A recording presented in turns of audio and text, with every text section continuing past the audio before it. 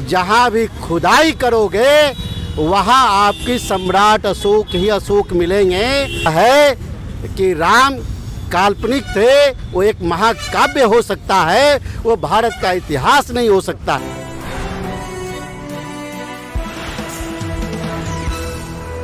नमस्कार, मैं दीपक विशाल और आप देख रहे हैं बिग न्यूज़ 9। चूँकि आज सम्राट अशोक शौर्य यात्रा की शुरुआत हुई है और पटना के दरोगा राय पथ से और यहाँ वैशाली की तरफ से तमाम लोग अब जुट रहे हैं और हम फिलहाल कुम्हरार पार्क के बगल में है। आप मेरे पीछे में देखेंगे, यहाँ कुम्हरार पार्क है और ये सम्राट अशोक की तैल चित्र है और यहाँ पर तमाम समर्थक आप देख सकते हैं ये तलवार लेकर के भी खड़े हो गए हैं।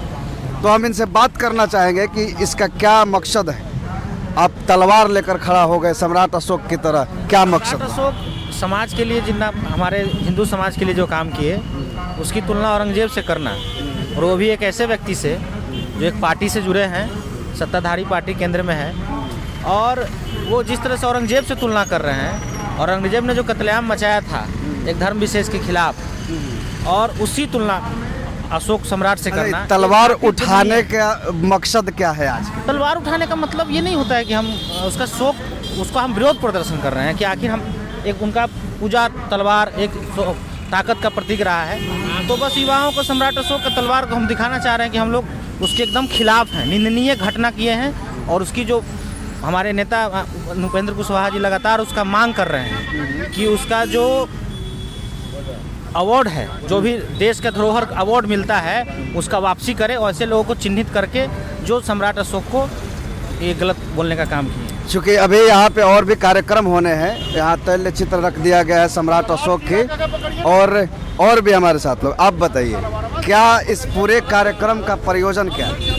सम्राट अशोक जी एक ऐसा नाम है जो आगे भी महान और पीछे भी महान सम्राट अशोक महान, जिनका स्तुति अपने भारतवर्ष में ही नहीं, भारतवर्ष के अलावा पूरे दुनिया में भी 60 देशों में लोग इनको मानता था।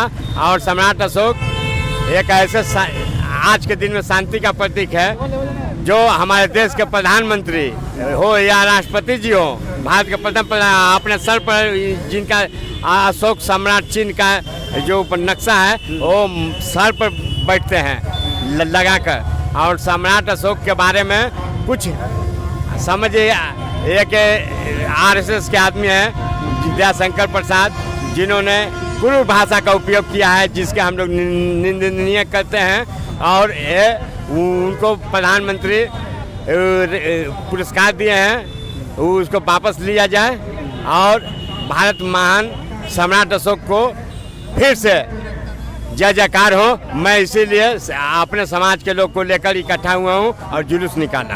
क्या मांग है बेसिकली? अगर ये आपने पूरा मुद्दा जो बताया कि किस तरह से हालात हैं, अभी दयाशंकर प्रकाश जो है, प्रकाश सिन्हा जो हैं, उनकी देशद्रोह का मुकदमा दर्ज करने की भी मांग उठा रहे हैं आप लोग। दयाशंकर प्रसाद के एक हमारे नाम उनका याद नहीं है, वो अभी सीजीएम कोर्ट के यहाँ केस किए हैं और आज उनका डेट है, तारीख है, कल था लेकिन कल सीजीएम साहब नहीं बैठे थे कोर्ट में।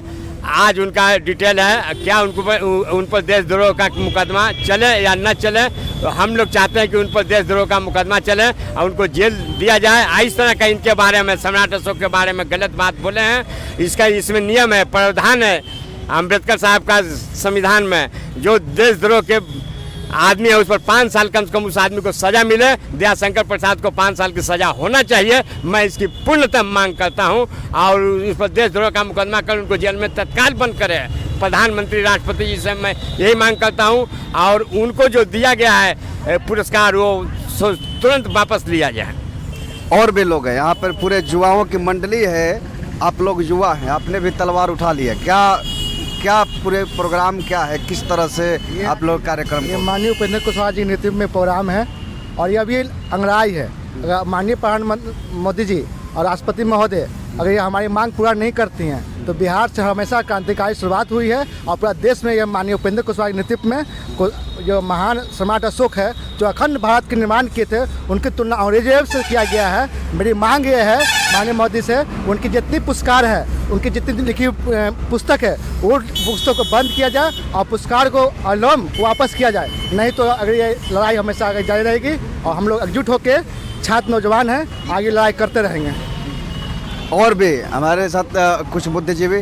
अब बताइए इस पूरे कार्यक्रम में चूँकि सम्राट अशोक का शौर्य यात्रा ये तमाम चीज़ों हमने जब आ रहे थे इधर से तो हमने तमाम जगहों पर इसके बोर्ड बैनर भी देखे कि सम्राट अशोक शौर्य यात्रा ये वैशाली से आकर आ रहा है और पटना में दरोगा राय पद से भी। इस पूरे शौर्य यात्रा का क्या मकसद रहा है और इसके जरिए क्या संदेश देना चाह रहे हैं?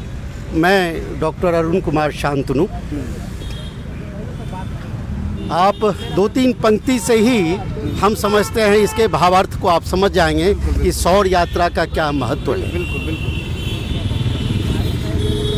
भारत के आन बान शान जिनसे है भारत की पहचान, सम्राट अशोक महान का अपमान नहीं सहेगा हिंदुस्तान। वाह वाह वाह वाह। भारत का आन बान शान जिनसे है भारत की पहचान, सम्राट अशोक महान का अपमान नहीं सहेगा हिंदुस्तान। वाह वाह वाह वाह वाह। यह सवाल सम्राट अशोक के साथ भारत का सवाल है और मैं समझता हूं कि कुछ षड्यंत्रकारी तत्व जो भारत की अंदरूनी व्यवस्था को कमज़ोर करना चाहता है, वो नहीं चाहता है कि भारत में अमन चैन रहे और भारत की पहचान को जो मिटाना चाहता है और अपने षड्यंत्र से एक दूसरी पहचान देने का जो षड्यंत्रकारी तत्व है उसी की साठगांठ से दया प्रकाश जैसे बेहुदे लोग, मैं तो यह कहूँगा इसे बेहुदे लोगों के कंधे पे बंदूक रख के चलाई जा रही है। लेकिन ये जैसे आपने कहा कि इतिहास बदलने की कोशिश की जा रही, किस तरह के बदलाव और इससे क्या लाभ होने वाला जा रहा है जो बदलने की कोशिश कर रहे हैं? आप प्राचीन भारत के इतिहास को आप अध्ययन करें, सही मायने में भारत की जो सामाजिक व्यवस्था है, लड़ाई सामाजिक सत्ता की है।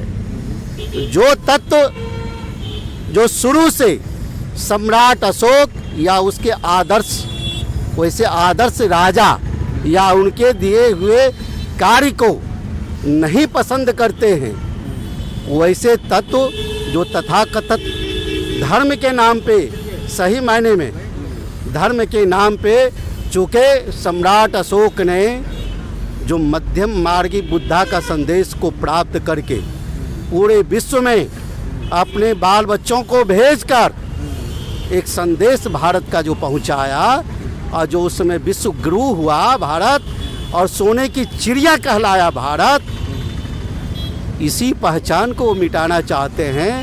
वो अशोका राज नहीं चाहते हैं। ये कौन मिटाना, आप इस बात को थोड़ा सा खोल कर बताएं, कौन मिटाना चाहता है इस पूरे? आपने जैसे कहा कि सम्राट अशोक की तमाम व्यवस्थाओं को मिटाना चाहता है, उनकी विचारधारा को मिटाना चाहता है, कौन लोग हैं ये? मैं अशोका राज के समय जो घरों की तालाएं खुली रहती थी, लेकिन उसको अपभ्रंश कर राम राज की बात लोगों ने किया, वैसे ही तत्व इसको मिटाना चाहता है। अशोका राज में ही भारत अमन चैन से रह सकता है, पुनः विश्व गुरु बन सकता है और सोने की चिड़िया कहला सकता है। हमारे इशारों को आप भली भांति समझ रहे होंगे। तो अभी जिस तरह के अभी आप मेरे पीछे देखेंगे सम्राट अशोक के यहाँ तैल चित्र है और यहाँ पे दीप प्रज्वलित करने की व्यवस्था की जा रही है, तमाम चीज़ें हो रही हैं और ये शौर्य यात्रा एक बिहार के लिए ऐतिहासिक होगा क्योंकि तमाम जगहों से लोग यहाँ जुट रहे हैं, लंबी रैलियाँ आ रही हैं, वैशाली से चल करके कुम्हरार तक लोग आ रहे हैं, इधर पटना के दरोगा राय पद से भी तमाम लोग जुट रहे हैं। हमारे पीछे देखेंगे बहुत सारे लोग हैं और कुछ युवा लोग। आप बताएं क्या ये पूरे शौर्य यात्रा का पूरा मकसद क्या है और क्या इससे समाज में क्या जागरूक किया है?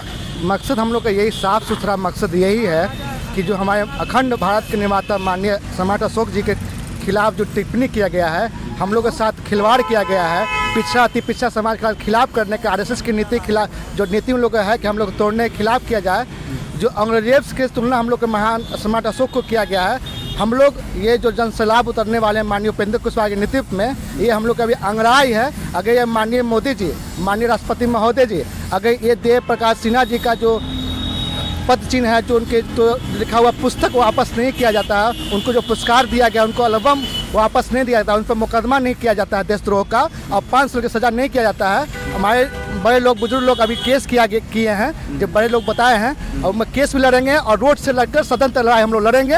अगर अविलंब ये हमारी मांग पूरा नहीं किया जाता है तो माननीय उपेंद्र कुशवाहा जी के नेतृत्व में, माननीय नीतीश कुमार जी के नेतृत्व में ये लड़ाई आगे भी लड़ते रहेंगे और अविलंब ये चेतावनी देते हैं कि अविलंब का ये कार्रवाई किया जाए। लेकिन सवाल ये भी है ना कि आप जिस उपेंद्र कुशवाहा की बात कर रहे हैं वो उन्हीं के साथ सत्ता में बैठे हुए हैं, तो ये कैसे इनके खिलाफ जाकर के आवाज़ उठाएंगे? ये सत्ता और ये सरकार चलाना एक अलग मैटर है।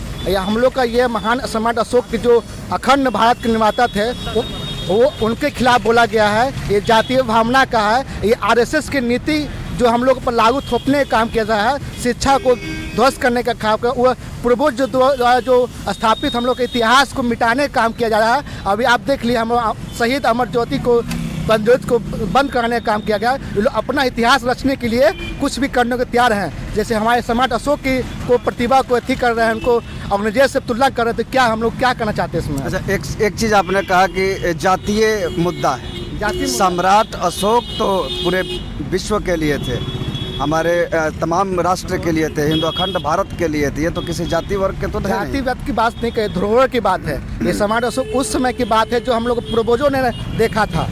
वो समय अखंड भारत जो आज बांग्लादेश आपका पाकिस्तान है, वो सब भारत की धरती है। पाटलिपुत्रा हम लोग राजधानी हुआ करते थे। उसी बात को, उसी इतिहास को बरकरार रखने के लिए उपेंद्र जी ने ये कार्यक्रम शुरुआत की है। ये हमारी लोग लड़ाई है, आगे लड़ाई चलती रहेगी।